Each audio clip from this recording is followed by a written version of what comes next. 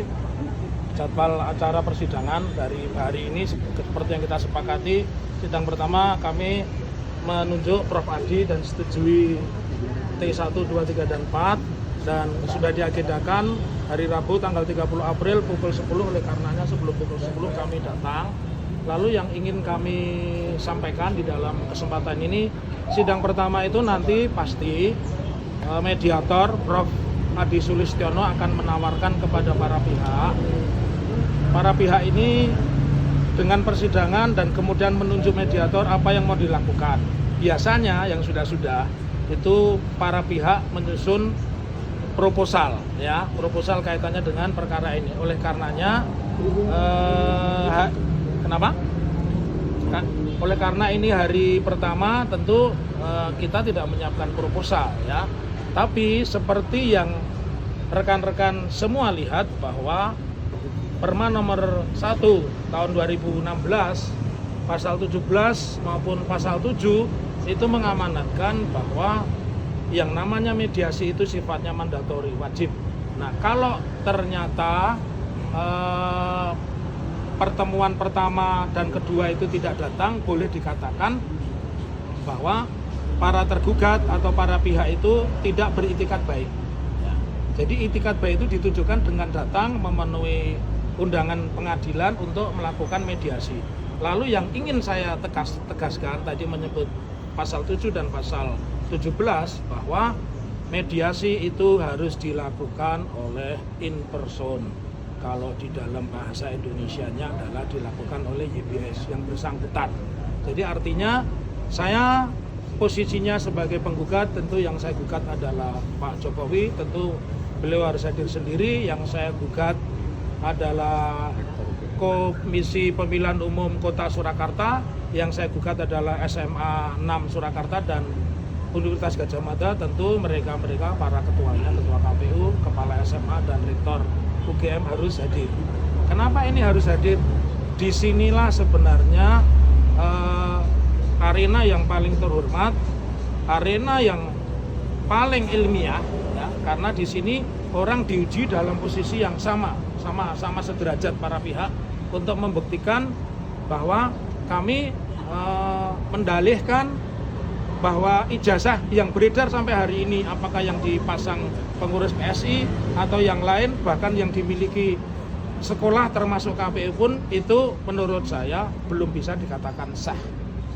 Ya, baru pengakuan UGM, jangan lupa UGM tidak pernah mengatakan mengaku ijazah. Dalam press conference rektor UGM itu mengatakan meyakini. Nah, ini kan bukan agama itu. Kalau agama boleh meyakini, ya. Kalau bukti fisik itu harus mengakui. Nah, kalau Universitas Gadjah Mada saja masih mendeskripsi meyakini, berarti secara scientific justice crime, ya, pembuktian kejahatan berdasarkan fakta-fakta ilmiah belum bisa dinyatakan sah, dan itulah yang kami tuntut di dalam persidangan hari ini. Pak Taufik, ini kan Ya, ketahui kemungkinan Pak Jokowi tidak hadir. ya. Nah, nanti seperti apa kalau tidak hadir? Apakah berhenti sampai hadir atau tetap dilanjutkan? Nah, ini satu pertanyaan menarik, ya. Mewakili semua media, saya mengatakan persepsi utama tadi saya mengatakan bahwa moral itu diuji dari kejujuran, ya. Kalau Universitas Gadjah Mada saja belum pernah menyatakan mengakui, baru meyakini, Anda bisa buka itu press conference-nya rektor UGM, ya. Itu baru menyatakan meyakini. Nah, oleh karena itu, karena ini bukti fakta ilmiah, dan tadi saya mengatakan kalau di dalam mediasi sekali dua kali tidak ada, berarti dia tidak punya itikat baik. Itu yang pertama. Yang kedua, berarti apa yang menjadi dahaga masyarakat, apa yang menjadi keinginan masyarakat, apa yang menjadi keheranan masyarakat belum terjawab, ya. Karena itu harus dibuktikan oleh yang bersangkutan. Kemudian yang ketiga, ini yang paling simpel. Siapapun kalau dia pernah berkuliah di UGM, entah dia selesai atau tidak, apalagi kalau dia memiliki ijazah, saya mengatakan dia akan bangga. Bahkan saya yang pernah keterima di studi pembangunan, Fakultas Ekonomi Studi Pembangunan, saya pun bangga. Tapi passion saya Fakultas Hukum, saya akhirnya kuliahnya di Fakultas Hukum Universitas 11 Maret. Itu saya bangga, saya sangat bangga. Jadi aneh gitu loh. Makanya ini sekaligus juga menunjukkan kepada kita bahwa Pak Jokowi itu tidak serius ya, dan makin saya terima kasih, ini sudah berubah yang sangat luar biasa. Bahkan kemarin putusan Mahkamah Konstitusi nomor 115 PUU 2024 yang diputuskan tanggal 29 April 2025 mengatakan ya, pasal tentang hoax itu dihapus. Nah, ini kan keren banget itu. Jadi silahkan masyarakat sekarang mengkritisi lewat medsos dan tidak bisa dituntut. Yang bisa dituntut itu kalau saya face to face ya. Jadi ini kemenangan yang luar biasa, karenanya saya ingin mengatakan kenapa tidak berani hadir, dan saya pikir media massa juga akan menerima surprise seandainya beliau hadir, dan tentu bahkan mungkin kami tim ini akan pasang iklan selamat dan sukses Pak Jokowi alumni UGM.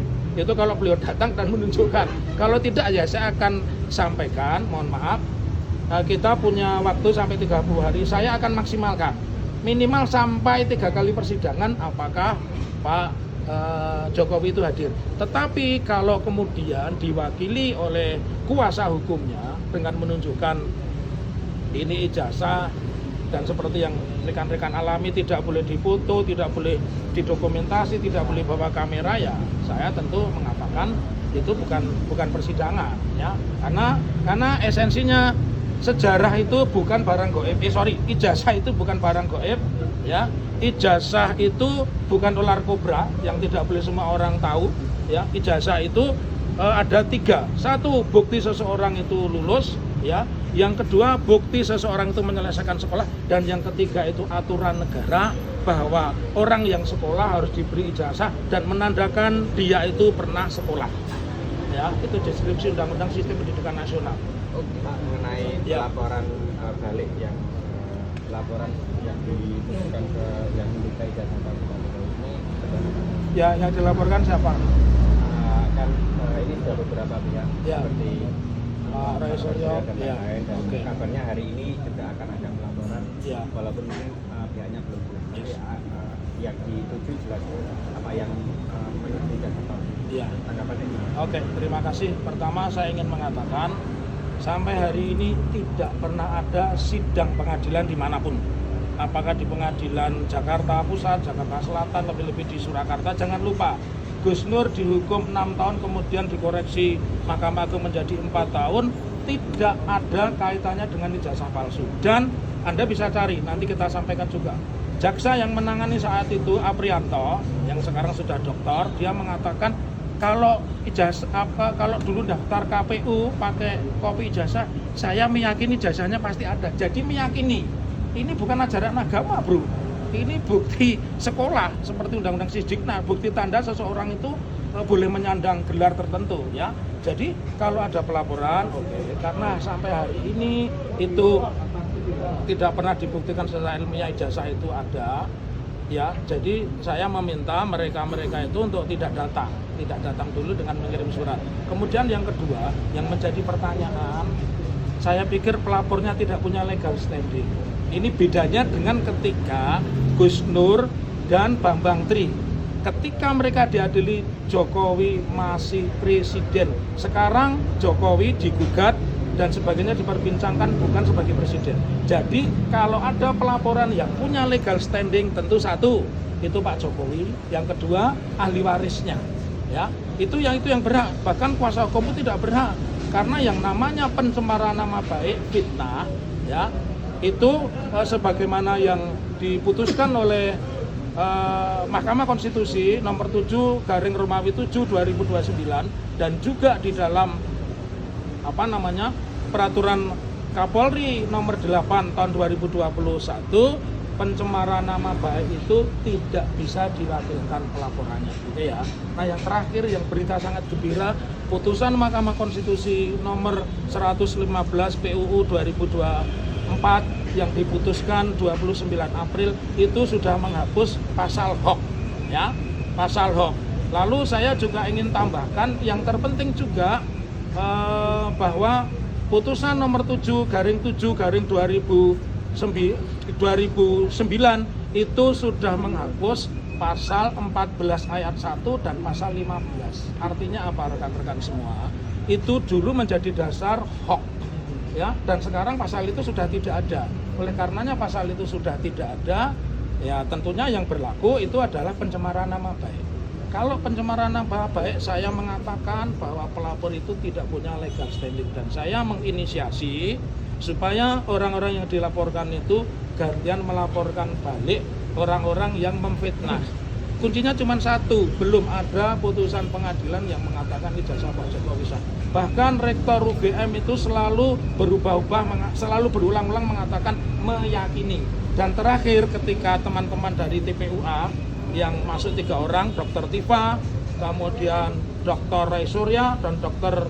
Resmon Syanipar, itu tidak pernah ditunjukkan ijazah. Yang ditunjukkan adalah skripsi.